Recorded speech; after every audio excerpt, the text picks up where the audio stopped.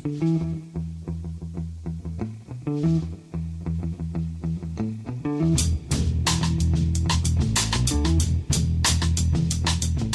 and welcome to The Price of Football, the show that looks at the money behind the beautiful game with me, Kevin Day, and Liverpool University's Kieran Maguire. Kieran, hello, how are you? It's so lovely to see you and so many people on Sunday night in Manchester, or in Salford, I beg your pardon. Careful. See, I was very good. I've got through the whole day in Salford without saying we were in Manchester, and as soon as I'm back to London, I revert to terrible regional stereotyping. We had a lovely time in Salford. It's lovely to see you and so many friends. Kieran, did you get back safely? I did. Well, in fact, I've not really got back because I'm still up in Liverpool. So I stayed in the northwest for a few days. Went to watch our regulation defeat at the Etihad on the Saturday. And yes, it was a great gig. I absolutely loved it. I've never spoken at a theatre before, so for me, it was amazing, sort of, seeing everything, how it operates, and and your alley was absolutely brilliant. It's sort of doing the things which really enhanced it, as I think, as an experience, certainly for me, and I think from the audience as well. Oh yeah, you put a little headset on Ali. She's a happy girl, mate. We have to acknowledge, though, Kieran, we were in Salford. I mean, we were 300 metres from Old Trafford, and we were there at a very sad time for the denizens, shall we say, of Old Trafford. And it's a sad time as well for a lot of the people where you're staying, Kieran, because we lost Bobby Charlton, and yesterday the sad death of Bill Kenwright. Yes, and I think for many people who are of a certain age, we all remember the 66 World Cup and the 68 European Cup with Bobby Charlton's contribution there, and he was a humble man. He was a modest man. Chloe, who was our guest on the show on Sunday, she told a wonderful story about him, and also from Everton's point of view, Bill Kenwright cut him, and he bleeds blue. He was completely devoted to his club. So he's been through a hard time with cancer recently, and I think Sir Bobby had illness as well. So we just wish their family all the best at this this time of mourning. It's Newsday, Kieran. We start with a slightly unusual story, Kieran, and a slightly unusual suggestion from a UEFA executive about the way football could perhaps reduce its carbon footprint. Yes, I mean, I remember talking to you on Christmas Eve last year, Kevin, and I was saying, what would you most like coming from football? And you said to me, 177 additional games in European competition. And I'm sure you were absolutely delighted when UEFA delivered that for you in the shape of an expanded Champions League and more matches. Santa delivered it, Kieran. Santa delivered that. Santa indeed. So that's what we now have. And some people have pointed out, aren't UEFA signatories to a commitment to halve carbon emissions by 2030 and to go to net zero in due course? And they said, well, we've got a number of commitments, one of which is financial, i.e. we want to make more money. Which is somewhat at odds in terms of their environmental commitments. So what UEFA now have done is, via Mr. Patrick Gasser, which is an unusual name for somebody who's committed to trying to reduce carbon outputs, he's come up with a neat solution.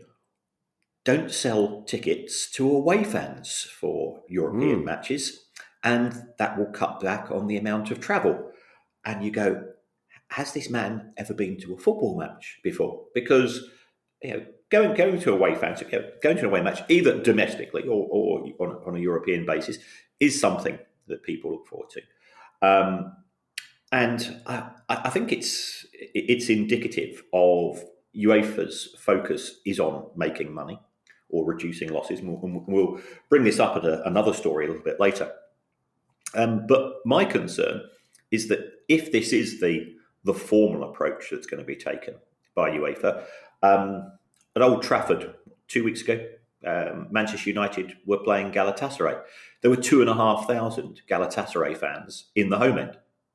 Now, if you think that a dedicated Galatasaray fan, Manchester United fan, Liverpool fan, Manchester City fan, Barcelona, if you think that a ban on away tickets is going to stop them from travelling and then trying to get in to the match, I think UEFA are very, very naive. So it will reduce the atmosphere. It will sanitise the game even further.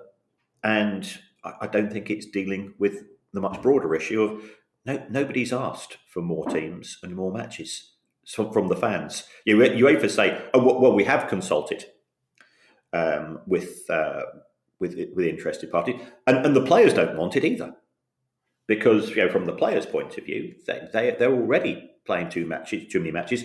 Rodri said I think last week that last season he played 62 games, and he's an elite athlete, and you can't expect that to go on indefinitely. But the authorities who are making the decisions appear to be oblivious of this. Such is their obsession with trying to deal with the spectre of Super League, which is UEFA's biggest fear. Should they not concede more and more to the bigger clubs? When we talk about bigger clubs, we're talking about bigger club owners in terms of the future of football. Yeah. I'm getting quite impatient with these young footballers moaning about how many games they have to play. You and I, Kieran, we do 104 podcasts a year. Do you hear us moaning about how difficult it is? Admittedly, we're sitting down while we do them, and they're only about 50 minutes long. But these people are young elite. They can knock out a couple of games a week. All I will say on this story, Kieran, is I only know this because you've occasionally mentioned it. I believe your football team may be involved in some kind of minor European tournament at the moment. I think it would be very irresponsible of you, Kieran, to go to Athens and Amsterdam. I think you should be staying at home and cuddling a squirrel rather than destroying the planet by travelling to watch your club play. You should be next door dealing with more magpies. How was the magpie? Did it ever come back, that magpie? I think it did, actually. It's a habit of... we've got a lot of magpies in our garden because we've got a lot of worms. Oh, have you? Sussex soil. Very, very, very worm-rich. I did not know that, Kieran. Oh, yeah. Really? Well, it must be they pop their little heads up sniffing the quinoa. Exactly, yes. In the past week or so, Kieran, I've rather enjoyed the fact that we've had a break from talking about football and gambling, but unfortunately it's impossible not to confront an issue this week, and this time it's Newcastle's Sandro Tonali, who looks like he could be out of football for a long time. And we were asked a very interesting question on Sunday night at the Lowry in Salford by somebody who wants to know what could happen. Do Newcastle have any redress if it turns out that Sandro Tonali's former club knew that he had a gambling issue?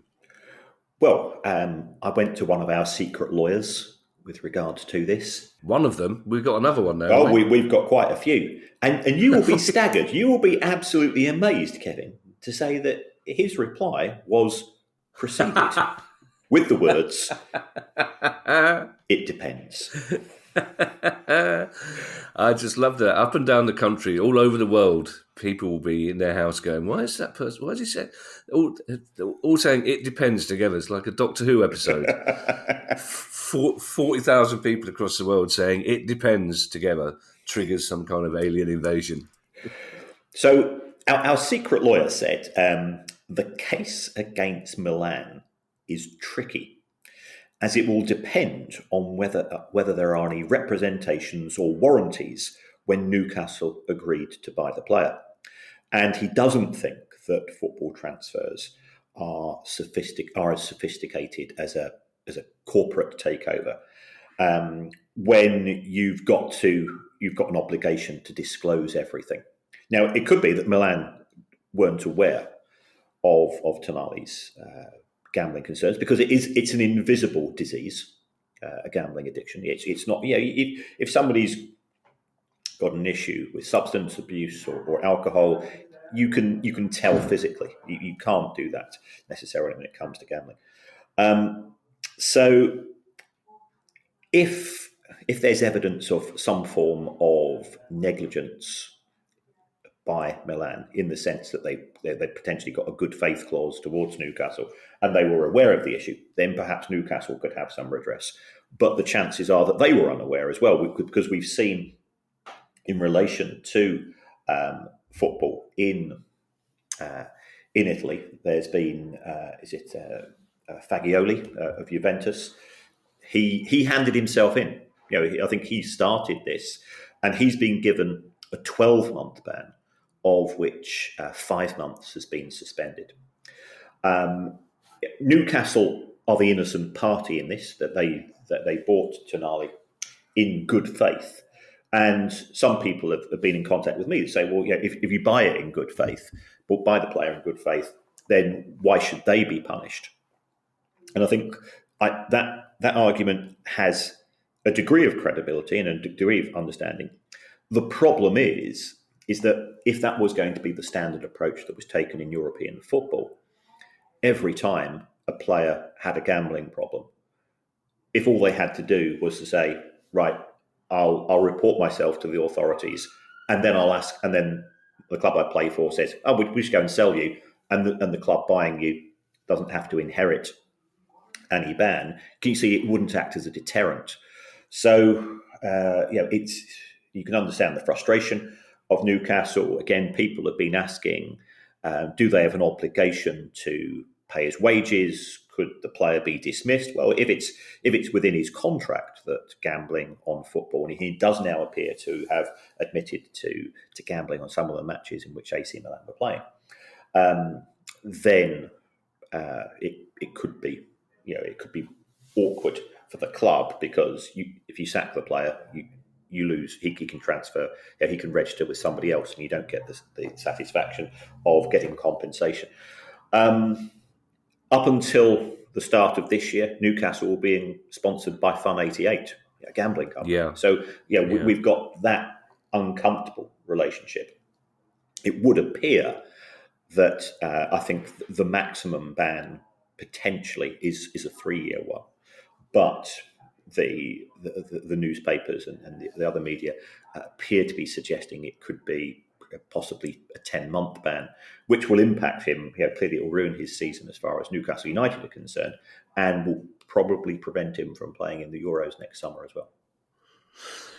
You see, Kieran, I have a slight issue. I 100% agree with Paul Merson saying that we should be concentrating on the health, the mental health, and the well-being of Sandro Tonali, I beg your pardon, because gambling at this level is an addiction. I fully agree with Paul Merson when he says that, but I also understand those people who say, well, there are a lot of things to gamble on, all right? And the rules of football are quite clear that you can't gamble on football or gambling on games in which you are involved, because that opens up a whole can of worms and all sorts of possibilities of corruption and so on.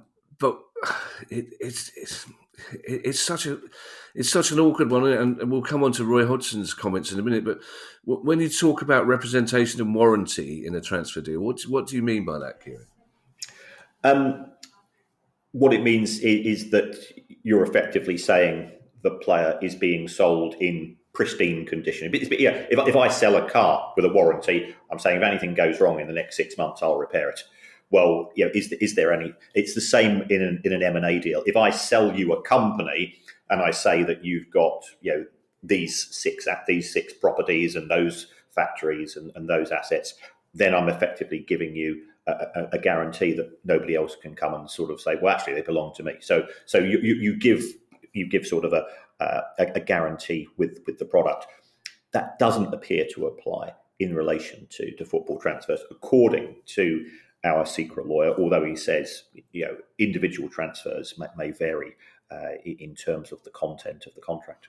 Roy Hodgson, manager of Crystal Palace, said in their press conference a few days ago that football has a problem with gambling, and he's absolutely right. But it makes me wonder whether he's aware that Crystal Palace have a gambling company as a shirt sleeve sponsor. Um, yes, and they're not alone. And if we take a look at the majority of these sponsors, they don't tend to be domestic. I mean, with the exception of West Ham, who have a very good relationship with their sponsor. They also tend to be registered in Malta, Gibraltar, the Isle of Man, and you've got to ask yourself why. They don't tend to have functioning apps or sites that operate from the UK, so they're very much Asian market focused. I think is the best way to describe them. And we've got Tony at Brentford, we've got Tonali, Paul Merson himself, Wayne Rooney. I think he famously had some fairly spectacular bets. Who was the Newcastle Manchester United winger? Keith. I'm trying to remember his name, but he was the guy that was swapped with Andy Cole. Keith Gillespie. Keith Gillespie. And I think he's spoken about Joey Barton had a ban in respect of gambling and so on. So it is something which is common. Nobody sets out to be a gambling addict in exactly the same way that nobody sets out to be an alcoholic. And it is footballers tend to have very competitive personalities because you have to be elite at that level to reach the very top. And card schools, gambling was certainly rife many years ago. But I think the ease with which you can now gamble in terms of all you need is a phone and you've got access to how many markets. Whereas at least, we go back to sort of what you might call the glory days, or we remember, the likes of Stan Bowles and we used to sort of, managers would say, if he could pass a bookies as well as he could pass a football, he would have played for England 100 times and so on. But at least they were restricted in terms of access. We've now got 24/7 access. The gambling companies, I think they have tokenism when it comes to the issues in respect of making the industry more protective and having a duty of care towards people who gamble. And as far as the gambling industry is concerned, the only problem gambler is one who wins. And they're very, very good at dealing with those because they simply either close your accounts or they give you a maximum bet of 50 pence. So their aim is to make money. But I absolutely agree with Roy Hodgson. It's an ongoing issue in the game, and it affects the credibility of the game as well. Yeah, the trouble is, Kieran, Roy Hodgson is right. Football does have a problem with gambling, but football broadcasting has no problem with gambling whatsoever, which is an ongoing issue. Now, we had a surprising number of Blackburn fans, Kieran, at our show in Salford on Sunday night. And it's interesting talking to them because their relationship with the Venkies is a rather strange one, because even though the Venkies have been around for decades now, pumping money into their club, they still seem to expect bad news every day. They still somehow seem to expect or assume that the Venkies are somehow dodgy. And this next story, Kieran, may play into that narrative. Yes. As you know, I have a love relationship with Companies House website. And one of the great things about Companies House is that it sends me alerts. So I actually have 250, 300 companies, not from just all the football clubs, but people connected to football clubs and footballers and managers and so on. I've got a web of alerts, and one of these companies is called Venkateshwara London Limited, which is owned by the Venkies and is one of the holding companies of the football club. And what we saw a couple of days ago is they have borrowed money. They've got a charge, which is the equivalent of a mortgage, from a company called Cross Baron Limited. Now, we don't know the amount. But then I said, okay, well, let's find out a bit more about Cross Baron Limited. So I looked at Cross Baron's account. Didn't appear to have a lot of cash, but then I said, well, that seems a bit strange. So I went and took a look at the person who controls Cross Baron. There's a guy called Anil Pitalia. And he's got around about 35 different companies, all of which seem to be sort of property related. And what appears to have happened here is that Venky's, effectively Blackburn, have borrowed money, which is secured on the training ground and some other properties that Blackburn own. And my concern here is that when I speak to Blackburn fans, and I think there is sort of now a degree of acknowledgement that they have been incredibly generous owners. In terms of the quality of the decisions, I think it's fair to say that their lack of familiarity of the game has led them to taking advice at times from agents, representatives, and so on, whose main interest has been making money rather than what's best for Blackburn Rovers. But that's, I think, naive. We said at the live show that when we're looking at owners, when things don't go wrong, they're either idiots or scumbags. And in my view, ultimately it's an opinion, the Venky's are not scumbags. I think they are. They've been well intentioned. They didn't do due diligence when they bought the club. They weren't familiar with the concept of relegation and so on. My concern is that following on the news that we had last month with regards to the Indian authorities effectively trying to seize some of the properties owned by the Venky's, is this an indication that the taps, which they've been quite happy to turn on whenever needed, the financial taps, are those taps no longer available? And therefore, do Blackburn have to operate on a more sustainable basis, which of course will impact upon the club's competitiveness going forwards? Company's House, Kieran, before I ask you a serious business question, this idea of Company's House having alerts, do you think they came up with that idea just to get you off the doorstep? That basically the first person in the morning was fed up having to step over you, and basically they had a little meeting and said, we need to, this man needs to get out of the building. So we'll tell you what, we'll send. Is it only you getting these alerts, or are there other people around the country getting? Anybody. I mean, to be fair, anybody can register for them. And what I am now finding is that sort of since publicising this service, an awful lot of fans and an awful lot of journalists now contact me privately to say, oh, Nottingham Forest have just done this, or such and such a club. And then I'll do an explainer for people as best I can. But I always say, I'm only a teacher. I'm not a lawyer. So I try to explain things in layman's terms that I understand, and hopefully other people understand too. See, it may also explain why the Baroness is getting a bit twitchy these days, because I've got separate, tone, shall we say, from when my WhatsApp goes off. There's a nice little ding. When I get a text message, there's a nice little Robin Hood type thing. My phone call's got a little musical thing. It must be like a symphony in your house, Kieran. Must be a constant cacophony of different tones going off at different times. It is. I mean, the one that she worries most of all is when Boney M's Rah Rah Rasputin, Russia's Greatest Love Machine tune goes off, because she thinks that's a special message from a special former friend. Yeah, we all know who Russia's Greatest Love Machine is, Kieran, don't worry.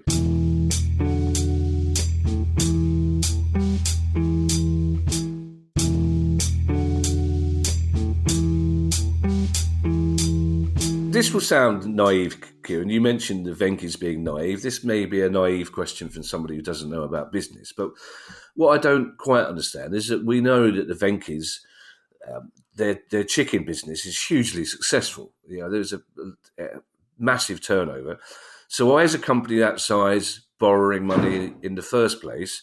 Or that definitely wasn't Finlay. And if that was Finlay's definitely got the hump this morning.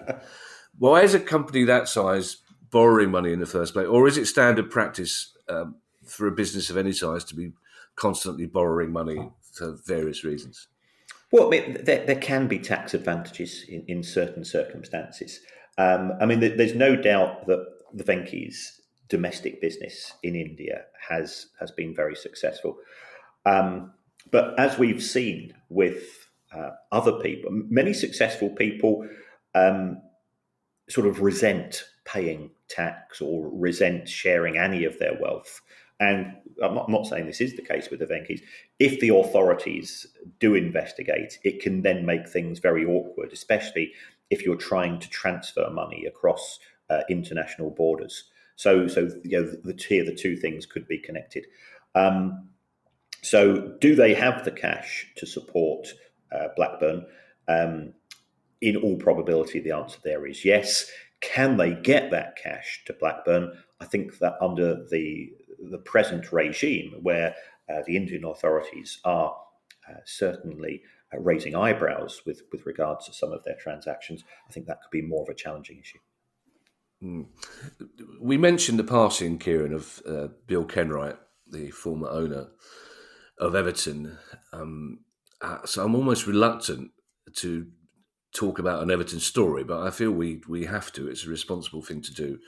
I'm particularly reluctant because I actually liked Bill Kenwright. He did me several favours, including brokering an interview with Sylvester Stallone, which was one of the highlights of my life. But Everton have been reported to the Premier League this week and could possibly be looking at legal action.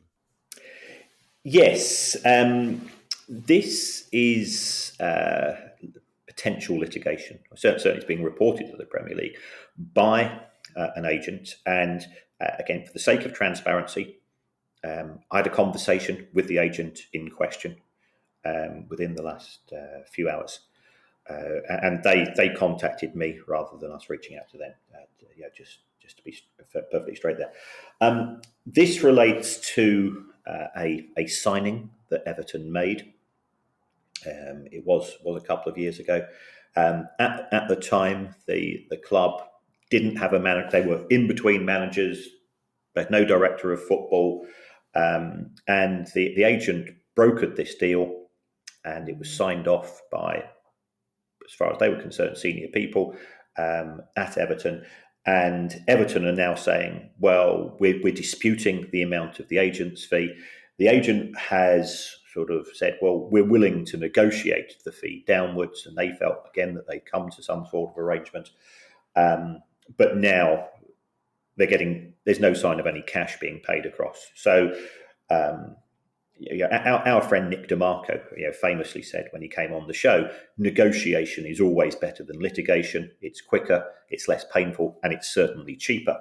But the agents said to us they've reached out to Farhad Mashiri, they've reached out to Josh Wander. They're being completely ignored. And as what they don't want to do is to go down the legal route because, first of all, it slows things down. It's going to cost them a fortune. It's going to cost Everton a fortune. But it does appear to be sort of an ongoing cash flow issue. Now, we understand that 777 Partners have put in further money into the club. So I think the initial loan that 777 were linked with was around about 20 million.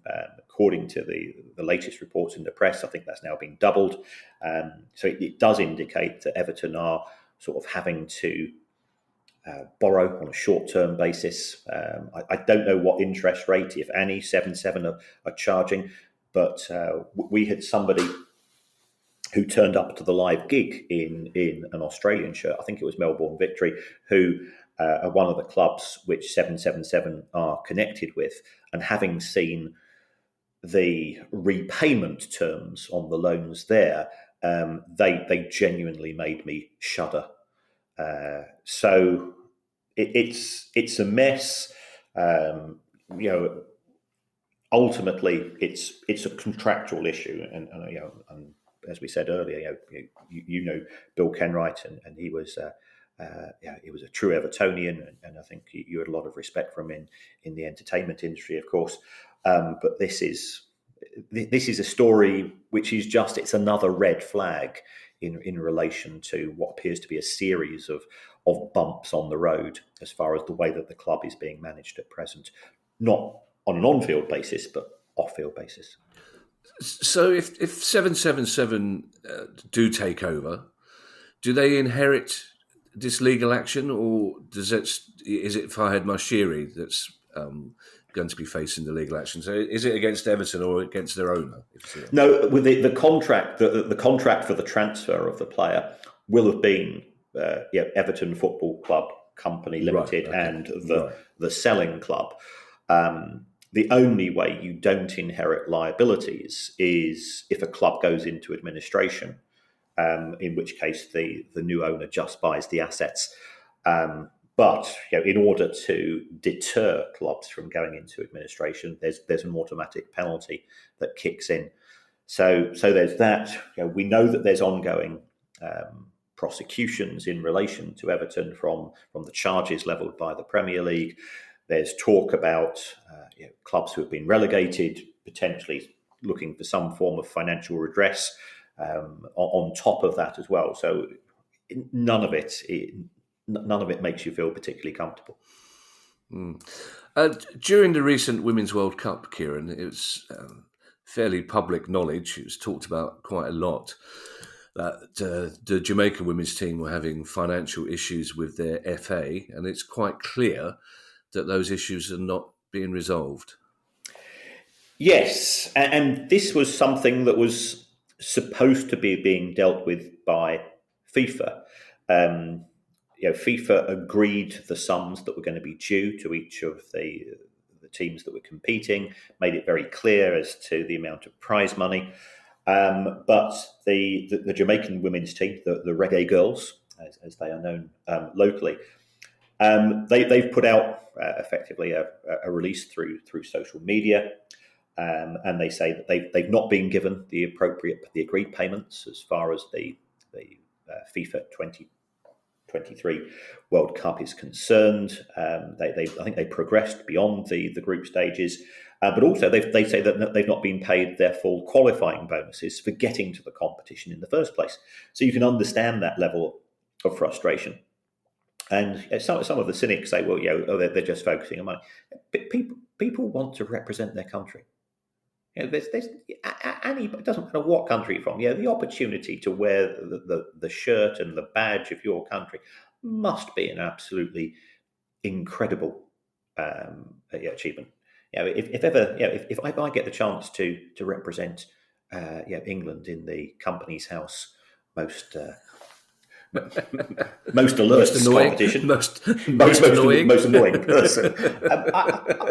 I'll do that with pride. I'll be singing "God Save the King" and so on. But I've now got an image of you standing on the doorstep of the Company's House singing "God Save the King" in a little Union Jack bowler hat. Do Mr. Ben? Where is Company's House? I think it's based in the north. I think it's based in the northwest somewhere, actually, the Blackpool way. You don't actually. I thought it was in London, or they moved. Just really. Am I mixing them up with the EFL? I get so many. I annoy so many people who are sort of sexing me. Any chance the Premier League press office must be so hacked off with me, because every fortnight I now write to them and say, you've still not published the distribution of monies from last season in terms of TV money. I've got a spreadsheet to update. All you got to do is tell me and I'll shut up. I'm very irritating.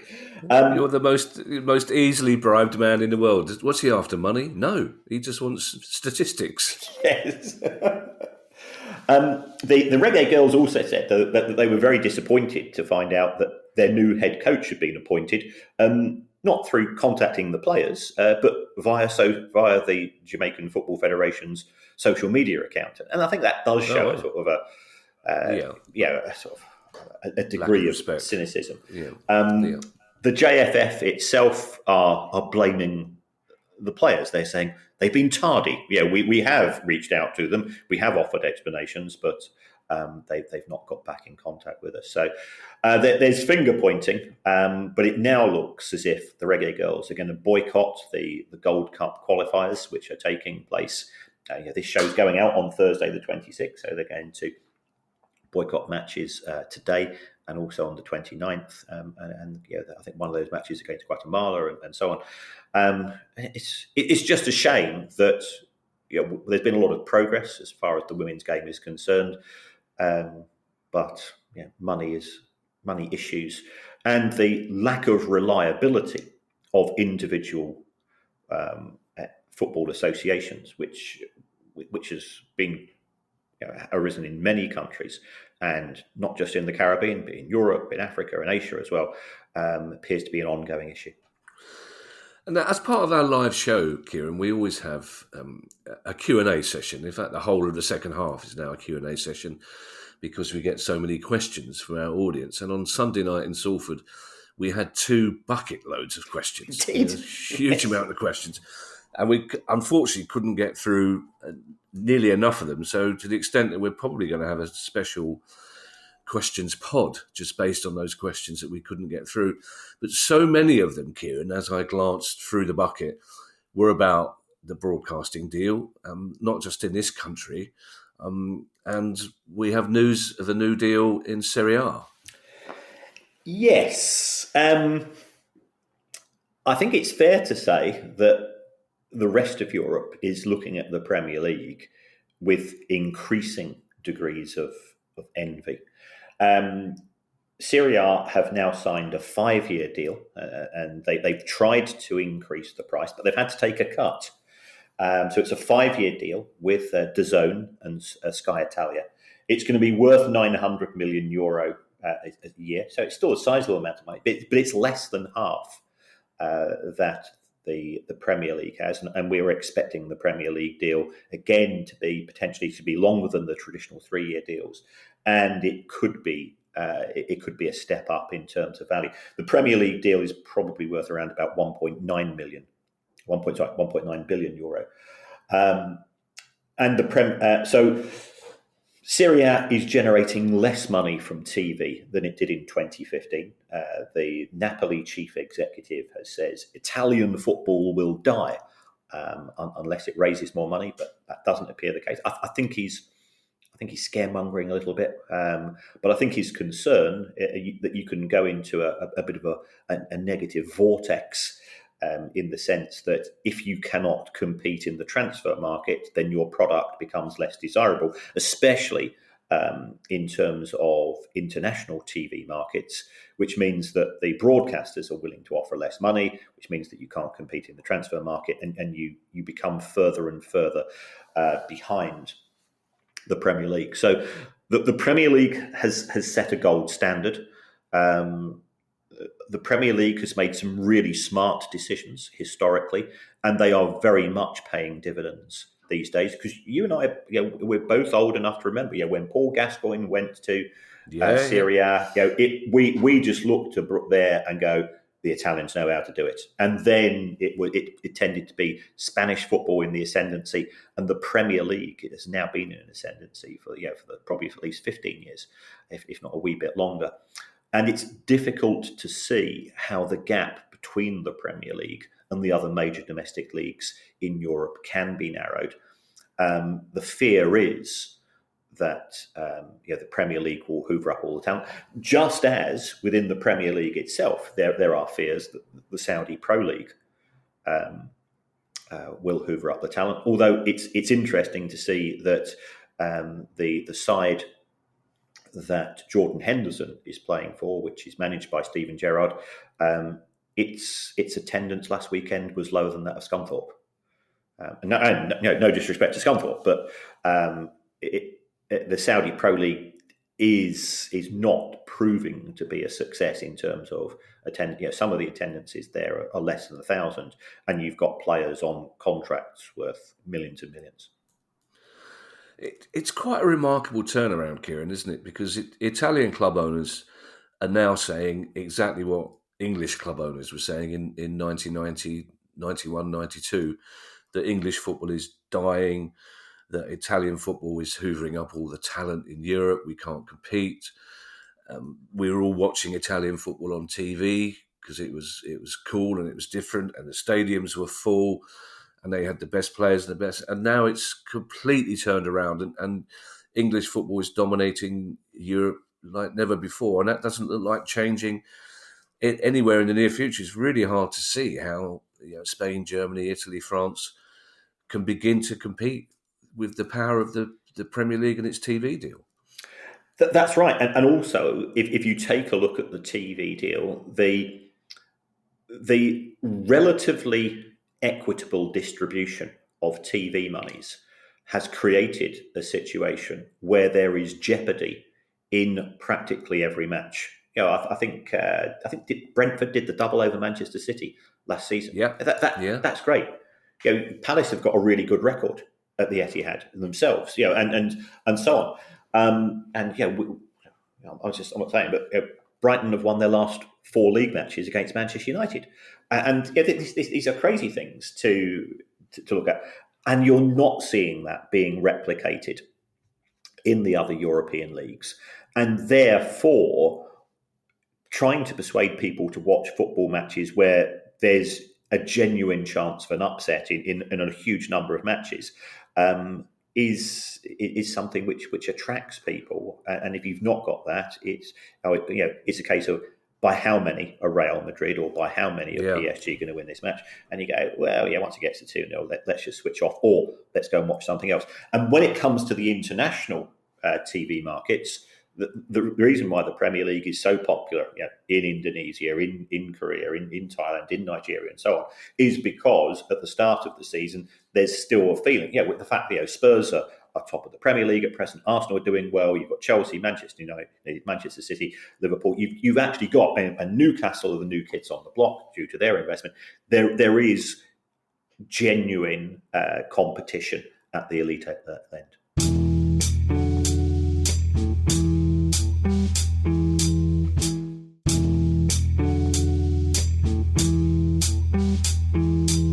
There was no need to mention Newcastle, Kieran. That was unnecessary and cruel. We love German football, though, Kieran. We're big admirers of German football, and Fortuna Düsseldorf gave us another reason to admire it this weekend. Yes. I've just applied a couple of days ago for Euro 2024. I quite like the idea of Price of Football Live in Dusseldorf or Cologne. That's a good idea. I think we should tournament. I think perhaps we should try to weasel our way across. This is Fortuna for Allah campaign, and this is an application by the club to get sponsors to pay for match day tickets, in effect, to a special sponsorship. Fortuna, they're in the second tier. They normally get an attendance of 29 to 30,000 for a match, but they've made 3 matches this season available for nothing for fans attending. And as a consequence, they had their first of those last weekend. 52,000 people turned up, but they had applications for over 100,000 tickets. Wow. And it's probably costing them about 400 grand a match, 400,000 euro a match in terms of lost receipts. But if you can find the sponsors to do that, to fill in that gap, then you get stadiums full and so on.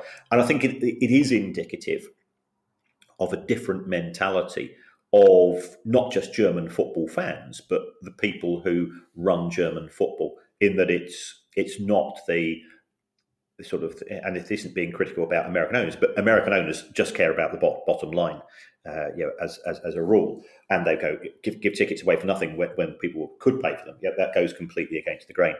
I think it's a great idea. The intention is to try to bring more sponsors in, and within 3 years, every home match would be available for both away fans and the home fans to watch Fortuna play, and that would be just so cool. Yeah, because there are intangibles here as well, Kieran. I know business people don't really like to deal with intangibles such as goodwill and respect, but that's exactly what's going to happen to Fortuna Düsseldorf, isn't it? Because their existing fans will be even more proud of them, and they'll get a lot of new fans for them, and there'll be a lot of goodwill from other fans, especially if they're not having to pay to go there. So, and in the end, that all helps the image of German football, doesn't it? Yes. The atmosphere of German football is fantastic. and I think it will further increase the standing amongst regular fans of all countries that they're taking this approach. It gives the opportunities for those people that can't afford it and those people who want to support the local team as well. So there's lots of positives overall from this. And our final story, Kieran, takes us to another of our favourite countries, Scotland. And we've just seen Stenhousemuir, Kieran, wearing a shirt with a sponsor I can only describe as making themselves a hostage to fortune, Kieran. It could have gone two ways, this particular sponsor on the front of their shirt last Saturday. Yes. Stenhousemuir's sponsor is a local plant hire company called Lochmuir. And normally Stenhousemuir have the Lochmuir logo. But in response to what we've seen at Barcelona, and they're not normally cities or towns that are associated or twinned with one another. Barcelona are sponsored by Spotify. And what Barcelona are doing for their most recent home match is that instead of having the Spotify logo, they're having the Rolling Stones logo, the famous tongue logo of the Rolling Stones, because they're big artists on Spotify. And Mick and Keith have been shown with that shirt, and everybody's going, well, that's a really cool thing to do. So Stenhousemuir, fair play to them, they said, well, we can do exactly the same. And one of Lochmuir's most popular products in the world of plant and machinery hire is the Portaloo. So Stenhousemuir are now going to play their next home match with the picture of a portable toilet. And they weren't intending to sell the shirt, but I think it's fair to say there's been quite a positive response on social media. So people like clubs who have got a sense of humour, who have got a press office, who can see the funny side of things. So they might even sell these shirts as a one-off. And if so, fair play to them. It's a great idea, and it's good to see that people in football still have a smile on their face. Yeah, if anybody from Stenhousemuir is listening to this, you can have this idea free, gratis. This one's on me. And I'll be slightly cross if they don't take the opportunity to do this. That people at Stenhousemuir, go out and get your nearest ABBA tribute band. And as the players come on, I'll be very disappointed if I'm not seeing a tribute band singing Portaloo. Because if that will catch on, Kieran. The and I want in 30 years' time, I want to see a Stenhousemuir fan explain to his bemused 3-year-old why it is that the entire crowd are singing Portaloo as the team come on. You're welcome, Stenhousemuir. I would love that shirt. I think it's a really good shirt. It's a lovely coloured kit anyway. Thank you to everyone who's donated to the pod via our Patreon page.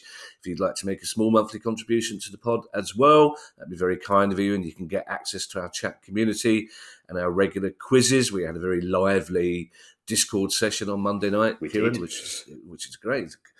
Did the live show, got the train home, went straight into a Discord.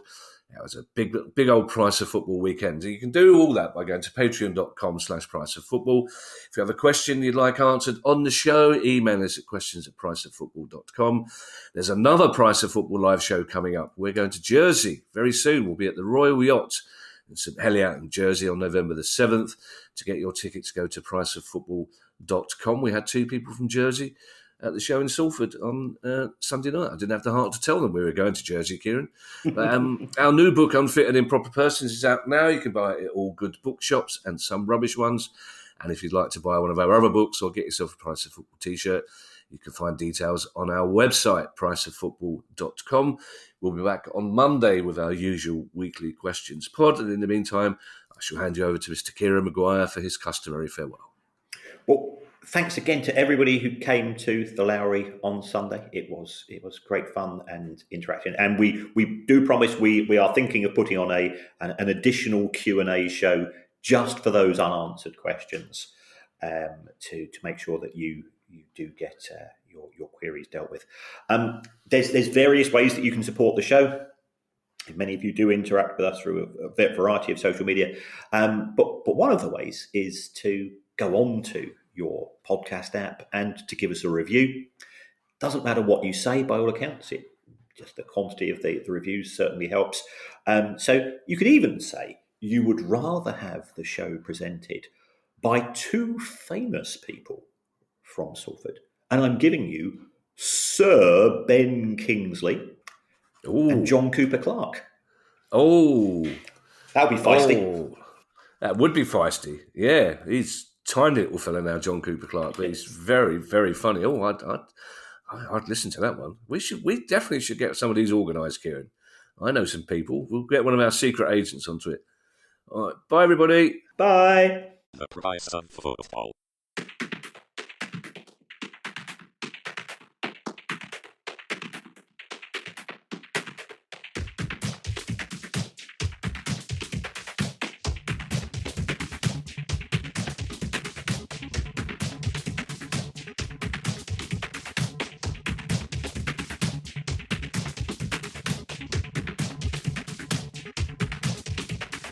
The price of football.